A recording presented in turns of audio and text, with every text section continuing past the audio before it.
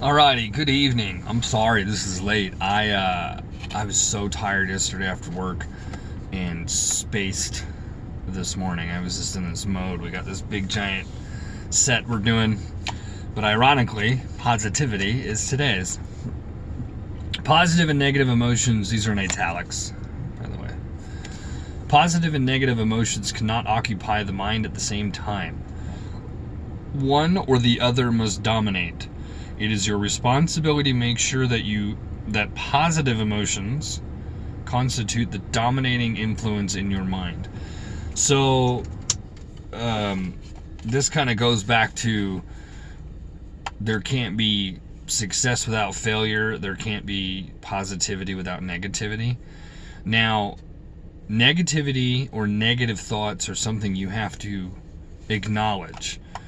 So you have to know what could happen. You have to know that, as Jim Rohn say, if you're broken 40, you shouldn't be positive. You should be very aware that that's not a good thing. But being positive, so this is my dilemma. I hate people who just are, tell you to be positive. Like, that's a golden ticket and everything's going to change. It isn't. Being positive means you can see beyond the point of current state. You can see beyond, if you're in a hardship, you can see beyond the difficulty. You can see beyond the current status that you're in. And if you're in a good status, that would be in positive, then you would need to be able to see not necessarily the negative, but what could happen if you do not properly cultivate and nurture where you're at. So you got to know there's negative, but you don't live in the negative. Acknowledge it. Know it's there. Accept if something harsh or difficult or challenging or sudden happens. Don't be like, woohoo, that's weird. You're crazy. You got to acknowledge that happens. But I'll go back to Brendan Schaub as much as I can, because this guy, his story is just incredible. Always wanted to be a stand-up comedian. He ends up being a giant child. He, plays sports his whole life. He tries to get in the NFL, doesn't work. He falls, meets the right people, goes the right places, end up being a UFC fighter. During that time, he becomes friends with Joe Rogan. Joe Rogan tells him like it is, saying, hey, look, I think you got one foot out the door.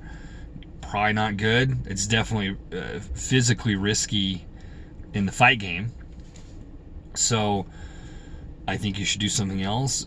So going through all of that and then meeting people like Brian Callen, Tom Segura, obviously Joe Rogan, Chris D'Elia, Theo Vaughn. These are all people that I'm sure it didn't hurt knowing them and wanting to be a comedian, because you get all this inside knowledge and you can skip potentially these steps. Doesn't mean you don't have to put in the work. He puts in massive work all the time. With 3 different podcasts, one about fighting, one with him and Brian Callen. He's on Joe Rogan's show. He does the Food Truck Diaries, and then he tours on top of all of that. So he's for sure putting in the work for his craft. But having that education on top of that, all those mentors, had to have helped. So if I wanted to be a comedian, I had to go through all of these weird things that are not even close to a comedian, ends up being a comedian. So that's why you never know what your path is. That's where the positivity comes into play of, hey, I'm going to get there. And that's kind of what the point of that story was.